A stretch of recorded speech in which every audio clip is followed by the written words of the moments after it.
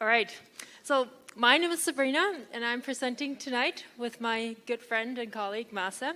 We're two Vancouver transit nerds who work at an interdisciplinary design firm called DIALOG. And we are here on stage tonight to get you guys all excited about the underground. Lost, claustrophobic, and unsafe. The painting by George Tucker demonstrates a woman walking through an underground station with these feelings. So underground spaces historically have carried really negative connotations, such as places as dungeons, hell, and Hades. Who of you guys took the SkyTrain from the airport to downtown Vancouver? Yeah. Yeah, because in Vancouver, we're super lucky to have a fantastic public transit network. Our stations are efficient, they're modern, and they have great architecture. But that's only true for the above ground. What about the underground? So those of you who are from Vancouver, can anyone guess what station this is? No, didn't think so. So Vancouver is similar to a lot of North American stations. The design of these stations are designed to be very utilitarian and not in the most wayfinding friendly way.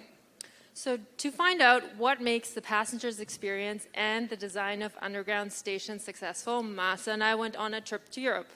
And we basically spent 2 weeks underground riding subway lines to find out that there are 3 key ingredients: placemaking, wayfinding, and lighting.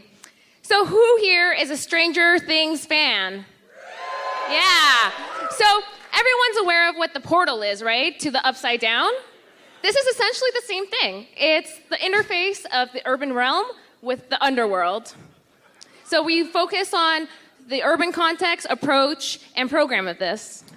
One of our first stops was London, and the Canary Wharf station in London is a fantastic example for placemaking. Because how cool is this? Their station roof is laid out as a green public park where you can just hang out with your friends or take a break from the busy downtown or even watch an art performance. And the main entrance building, the architecture with its concrete and steel domes, is super iconic and creates an identity for the whole place. So this station is not only an underground transit station, it's also a community hub where people get together and an architectural landmark within the urban fabric. A meerkat burrowing underground. So this is why we look at 2 different strategies in wayfinding. We first focus on standardized wayfinding from above ground to below ground, and then unique wayfinding from platform to platform. The Danes really know what they're doing when it comes to design. So we went to Copenhagen and found that their design is a great example for standardized design because the architecture, the material choices, the ventilation, the lighting strategies, the passenger flow, safety, and accessibility, they're all very similar in their stations. So this shows us that a standardized design can really have the power to create a strong and clear visual identity for the complex transport system. Yeah. So, but when everything looks the same, wayfinding gets a lot more difficult. So this is different, isn't it? So in Stockholm, they actually really embrace their underground world. So when you arrive by train to the platform, you're informed by its built environment, its colors, and its patterns. So you're not doing some sort of interpretive dance, looking for some small signage.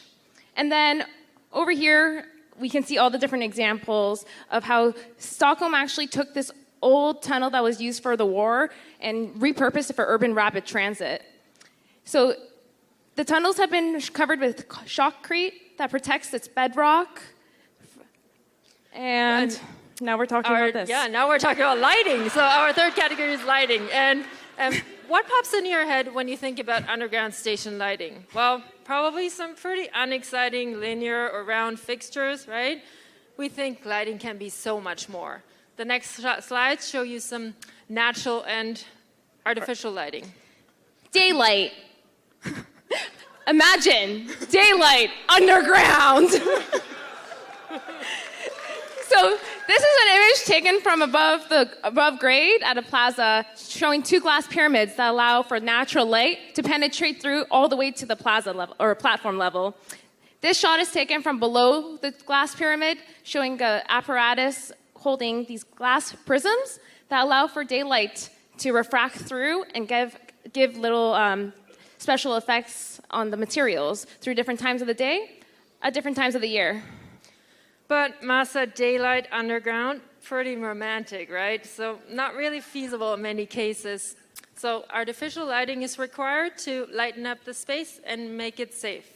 The Hafen City Station in Hamburg is located in the harbor, and its main lighting fixtures are these beautiful glowing boxes. And these boxes reference shipping containers and change their light when the trains arrive. So at the platform level, these are a single source of light, and they create a special atmosphere, function as public art, and identify the station all in once. Yeah.